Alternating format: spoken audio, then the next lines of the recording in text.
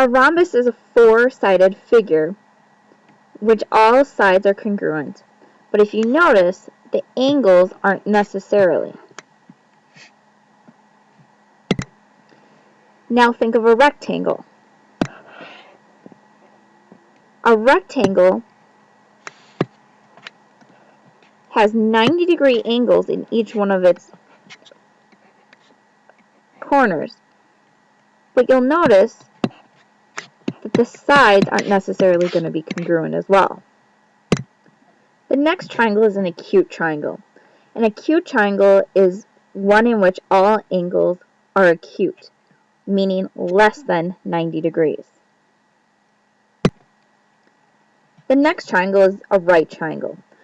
A right triangle is a triangle in which it has one of the angles to be a right angle, or 90 degrees.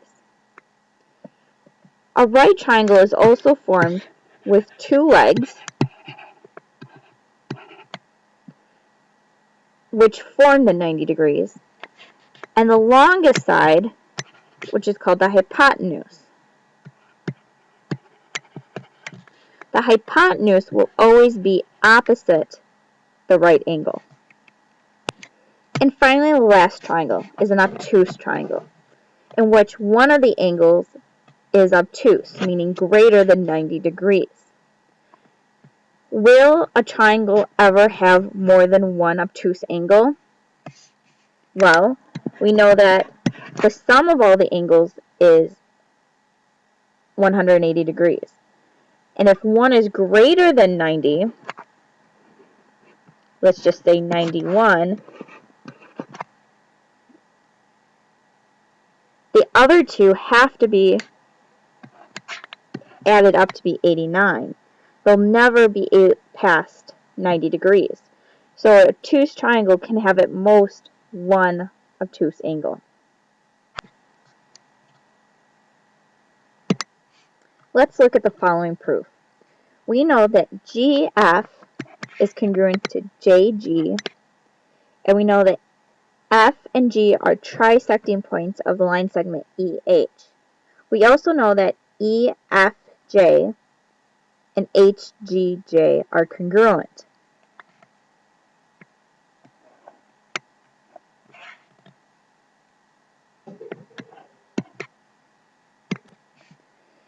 And we are trying to prove that triangle EHJ is going to be isosceles, meaning we need to prove at least two congruent sides. So let's think of how we'll do that.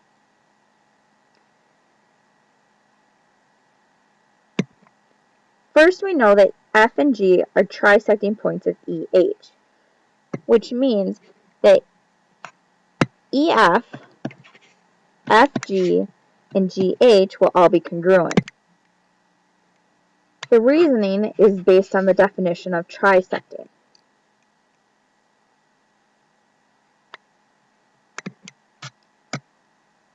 From there, you can hopefully see that there are two outside triangles that share a common side of triangle EHJ.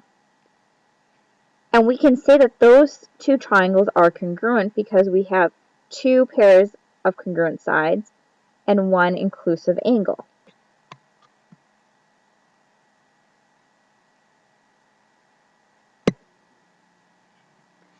Since we now know that those triangles are congruent, we can now say that the corresponding sides are congruent. And we pick those two sides because those two sides are included in that bigger triangle that we're trying to prove isosceles. Side GE congruent to JH. And we can say this based on corresponding parts of congruent triangles are congruent. Now, since both those sides are congruent, we can now go to our conclusion that triangle JEH is indeed an isosceles triangle because two of the sides are congruent.